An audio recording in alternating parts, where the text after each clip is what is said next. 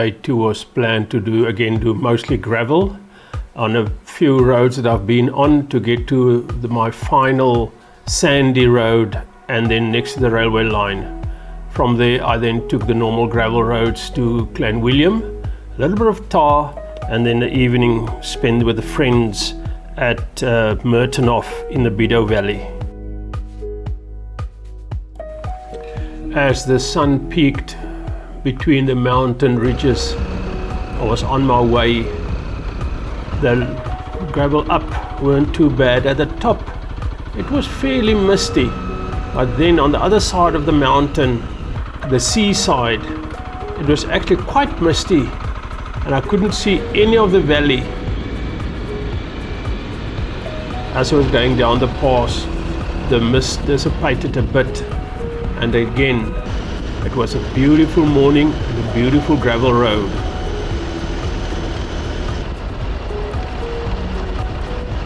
The sun was a bit of an issue because it was shining right behind and I couldn't see any of the normal middle mannetjies.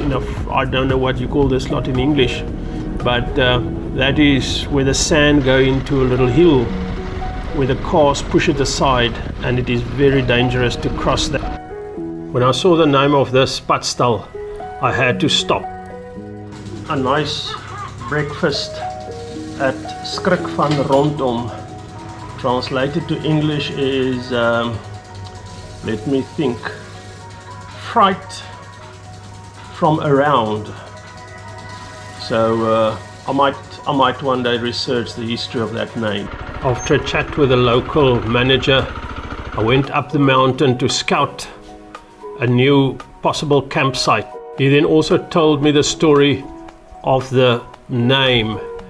The bushman was staying on the mountain cave, and when he saw the farmers for the very first time, he had the fright of his life, and that's where it all originated from. And then the start of my sandy section. It looks as if the farmer's trying to irrigate something in the sand. This is actually very good potato fields.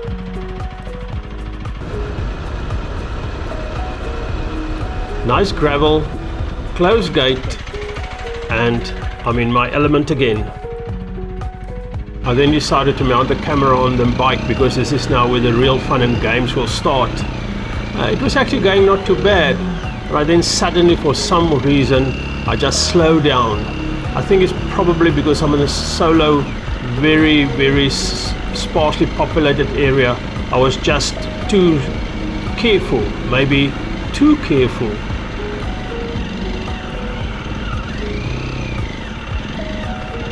And slow down. I decided to concentrate a bit more, but I was still slow going, and sometimes it was actually so slow I had to put my foot down to prevent me from falling over. I thought the 19-inch will make me a riding god, but no, I'm just as incompetent as before.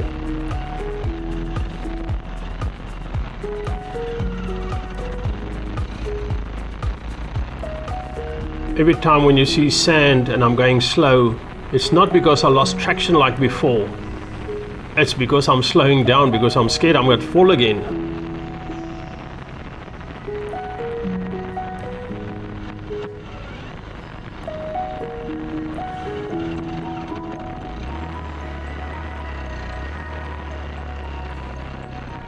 There's an old derelict farmhouse ahead, and I lost concentration for a moment, and down I went again. At this point, I was reaching the railway line. Phase 1 of the sandy trip is all done and dusted. I made a decision. No, I must concentrate and not fall again. The section next to the railway line is more dense and more overgrown every time I go on this trip.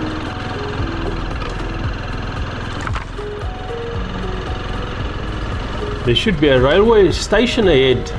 That's many years ago, because the world don't like railways anymore. This poor fella probably died from thirst and hunger, and the scales are dropping off It actually looked like a snake now. I now mounted the camera in a bit different place, and then a big sand hill. On the previous trip with a 17-inch, I had to drag the bike out here. This time at least, I just had to pedal a bit to assist with traction before I was on my way again.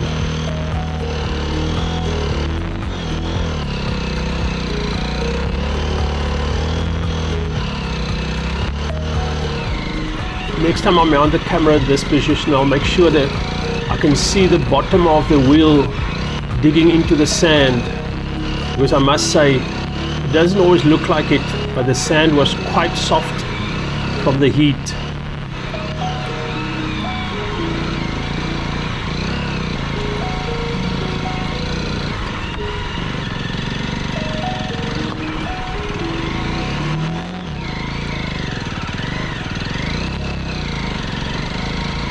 At the end of the railway line, I turned left on a nice graded road over a few hills, through a few valleys.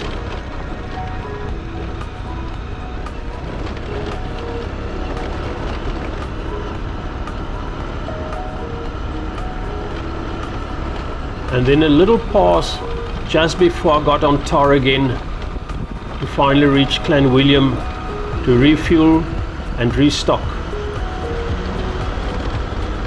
The only road out of Clanwilliam is a tar one to the east before it turned right onto gravel again into the Biedouw Valley. During springtime, this whole valley is covered in wildflowers. It is actually worldwide renowned.